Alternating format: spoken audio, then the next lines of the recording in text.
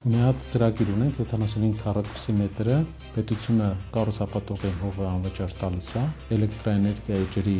միացման վճարվի կարիք չի ունենում ու 75 քառակուսի մետրոնոց պրոյեկտ է տալիս։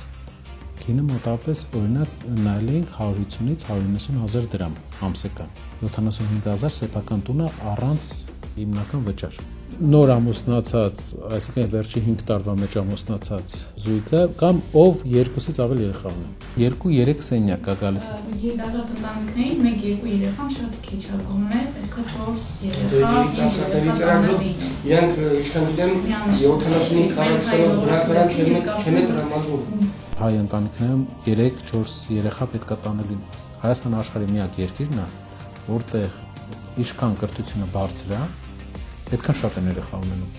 Աշխարհի միակ երկիրն է, որ մայրաքաղաքը ավելի շատ երեխա ունենում։ Դա էլ բերում է նրան, որ լավ կրթությունը մեզ մի քանի